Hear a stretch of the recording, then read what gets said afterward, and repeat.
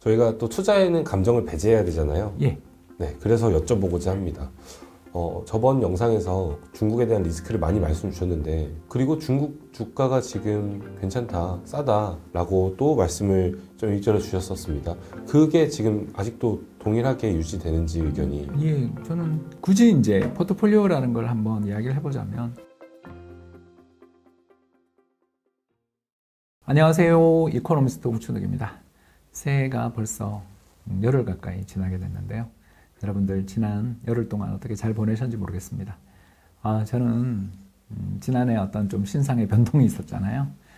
그래서 매일처럼 투자자분들 만나서 이런저런 미팅도 가지면서 책임감을 많이 느끼며 살고 있는 중입니다. 자, 오늘은 이런 책임감을 느끼고 있는 홍 박사에게 또 무게 있는 질문이 있다고 해서요. 오늘 준비해봤습니다. 최근에 저희가 영상이 올라갔습니다. 중국의 리스크에 대한 영상이 올라가고 굉장히 많은 분들이 관심을 가져주셨는데, 거기에 꽤 많은 댓글 중에 지금 그렇게 중국이 안 좋아? 중국 주식은 지금 싸다는 얘기가 될 수 있나?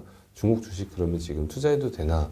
라는 얘기가 있어서 그 질문을 오늘 좀 드려보고자 합니다. 그 전에 마지막으로 중국을 가신 게 언젠가요? 코로나 전에 갔으니까 한 5년 정도 된 것 같아요. 어떤 일로 가셨나요? 뭐 그때는 그 증권사 그만두기 전이었잖아요. 그래서 비즈니스 문제 등을 통해서 갔습니다. 홍콩도 그때 그렇게 갔으니까 좀 되긴 했네요.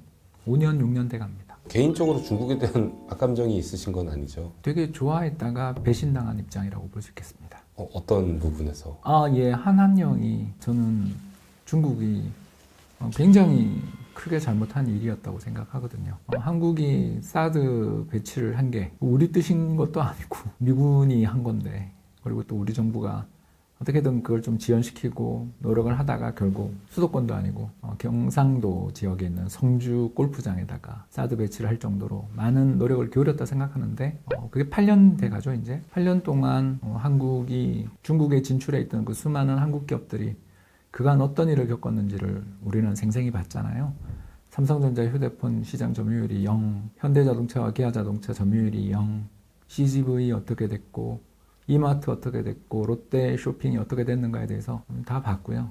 그 다 보는 과정에서 중국에 가지고 있었던 그 호감이 0이 돼서 이제는 적대 감정으로 가는 게 느껴졌습니다. 왜? 특히 그 주주들의 고통들이 이로 말도 할 수 없었고, 그 기업에서 일을 하고 있었던 수만의 우리 한국 가정의 큰 고통들이 따랐을 수도 있으니까 좋게 거기를 볼 수 없는 거죠. 지금까지도 지속적으로 그 한한령이 해제된 거다, 뭐 판호가 열린다, 뭐 한국 컨텐츠가 중국에서 상영이 될 거다 등등 뭐 희망 섞인 이야기가 8년째 진행되면서 아직 제대로 된 진전 한 번 없는 걸 보면서 중국은 한국을 막 따라도 되는 존재, 한국을 무례하게 대해도 괜찮은 소국 정도로 우리를 보고 있구나. 그러니까 내가 그동안 중국에 대해서 가지고 있었던 호감은 외교적 제스처에서 제가 속은 거였지, 중국 사람들의 진심은 우리를 내려다보고 우리를 언제 한번 꺾어놓고 우리를 발밑에 머리를 구부리게 만들겠다는 그런 생각을 가지고 있는 게 아니었는가라는 느낌을 점점 더 강하게 받게 되니 좋은 감정은 없죠. 저희가 또 투자에는 감정을 배제해야 되잖아요. 예.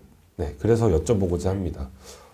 저번 영상에서 중국에 대한 리스크를 많이 말씀 주셨는데, 그리고 중국 주가가 지금 괜찮다, 싸다 라고 또 말씀을 좀 일전에 주셨었습니다.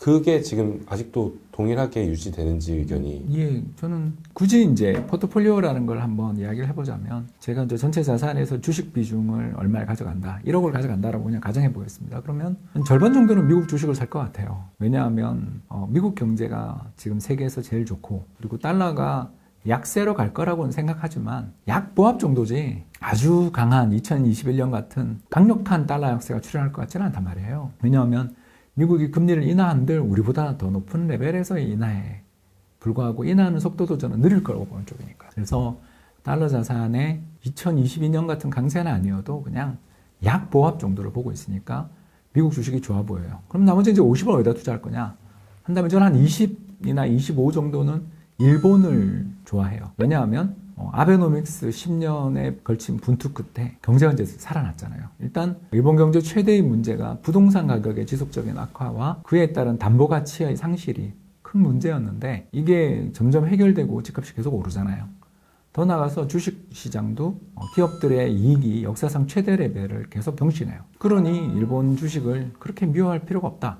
게다가 달러 환산으로 보면 되게 싸요. 그러니까 N 기준으로 30 몇 년 전 가격에 도달했다 그러지만 그건 N 기준이고 달러에 대한 엔화 환율을 생각해 보시면 그때 100엔 뭐 80엔에 있었던 환율이 그렇지 않습니까? 지금 150인데 싸다는 거죠. 이런 걸 생각해 보면 일본이 참 매력 있다. 그럼 나머지 30은 어디다 투자할 거냐라고 하면 저는 한국보다 중국 비중이 더 커야 한다. 이렇게 보는 거죠. 왜? 여러분들 금방 답을 느끼셨을 거라고 생각하는데 제 전체 자산이 70, 80%를 선진국에 투자를 했으면 나머지 20, 30%를 결국 이머징에 투자하는 거잖아요.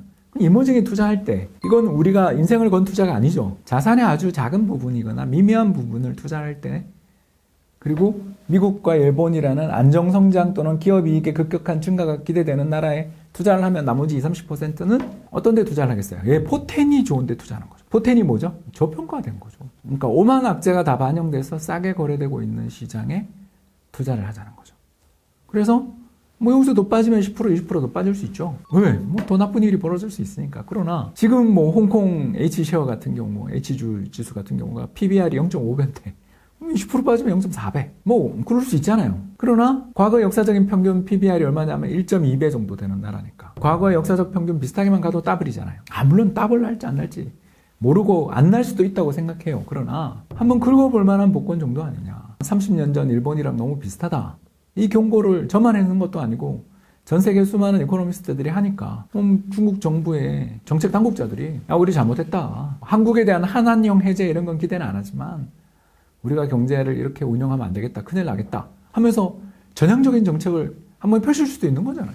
그렇기 때문에 저는 주식시장의 관점에서 본다면 미국 주식도 좋고 일본 주식도 좋지만 거기는 안정성장, 좀 어떻게 보면 깔고 가는 곳이라면 인도나 중국 같은 나라들은 그냥 이게 미래 포텐을 보거나 저평가 매력을 보고 한번 긁어볼 만한 복권 아니냐 이렇게 보는 거죠.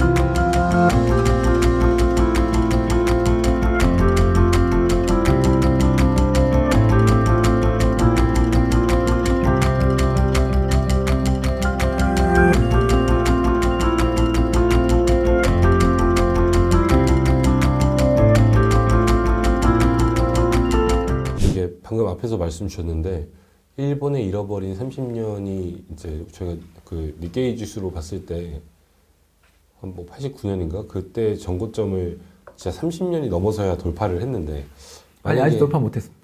못했나요? 네, 아직도 못했습니다. 그럼 그런 것처럼 중국의 지수가 지금 투자를 했는데 우리가 너무 많이 오랫동안 기다려야 되는 결과값이면 어떡하나 좀 걱정이 될 것 같습니다. 네, 그러니까 단타죠. 1년 보는 거죠. 제가 뭐 몇 년 동안 계속 거기 투자를 하는 게 아니라 향후 한 1년 정도는 긁어볼 만한 복권이고 안 되면 손절해야죠. 그러나 아까 제가 말했던 전략으로 본다면 전체 자산은 70%, 80%를 일본이나 미국 같은 데다가 넣어놓고 나머지 10%, 20% 이상 뭐 이제 인도 10% 예를 들어서 중국 10%, 한국 10%를 한다 그러면 한국에 대해서 저는 사실 10%도 아깝다는 생각을 좀 하는 거죠. 왜냐하면 우리나라 경제가 잘 되려면 미국이랑 중국이 잘 돼야 되는데 왜냐면 수출로 먹고 사니까 미국은 잘 되니까 올라갈 것 같은데 중국 때문에 우리가 미국만큼 못 오는 거잖아요. 자 그러면 중국이 잘 되면 한국도 포텐이 있다라는 이야기를 할 바에야 한국을 왜 사냐는 거죠. 차라리 중국을 사는 게 낫지. 그래서 한국에 좀 줘야 되는 포트폴리오 포션이 보통 통상전 한 15%, 20% 생각했다면 그거 중에 상당 부분을 중국에 한번 넣어볼 만한 가치가 있지 않냐. 중국을 좋게 보는 거 아니고요. 우리는 한국이랑 아시아는 올해도 안 돼 이러면 어쩔 수 없는 거지만 그건 한국에 투자했었더라도 그럴 거 아니냐라는 거죠. 그럴 바에야 미국, 일본 비중을 높여놓고 긁어볼 만한 복권인 중국에 좀 관심을 가져보자. 뭐 인생을 걸고 베팅하라는 게 아니라 10%, 20% 정도 하는 거야. 그게 크게 그렇게 문제가 되겠는가. 이런 이야기라고 받아들여 주시면 감사하겠습니다. 투자라는 게 여러분 이렇습니다. 누구나 마음 편하고 여기 투자하면 돈을 벌 수 있어 라고 하는데 올인하면 안 돼요. 왜? 그게 다 반영된 가격이면 버블이잖아요. 그렇지 않나요? 미국 주식 좋은 걸 누가 몰라요. 저도 계속 한국 개별주 투자하면 안 돼요 시리즈까지 블로그에 올리는 사람 아닙니까? 왜 선진국 증시가 좋은지는 누누이 설명했기 때문에 저는 다 했는데, 문제는 선진국 증시의 리스크가 딱 하나 있잖아요. 비싸도 아니에요. 생각보다 비싸잖아요. 이익이 아무리 잘 난다 그러지만 비싼 건 어디 가는 게 아니잖아요. 그럴 때 시장에서 제일 바보 된 나라 하나 긁어볼 만한 정도로 해서 사보는 거. 그리고 실제로 최근에 보면 뭐 거기서 우리가 많이 빠졌다 그래서 그렇지 딴 나라 오른 거에 비해 얘가 마이너스가 났다는 거지 뭐 어마어마한 대폭락이 난 것도 아니에요. 뭔가 그 나라에서 기대는 전부 다 약화되고 수많은 외국인 투자자들이 다 벗어나고 있음에도 불구하고 뭔가 그래도 희망을 거는 사람이 있으니까 그 가격 유지하는 거 아니겠냐, 뭐 이런 차원에서 한번 긁어보자, 이런 이야기로 받아들여 주시면 대단히 감사하겠습니다.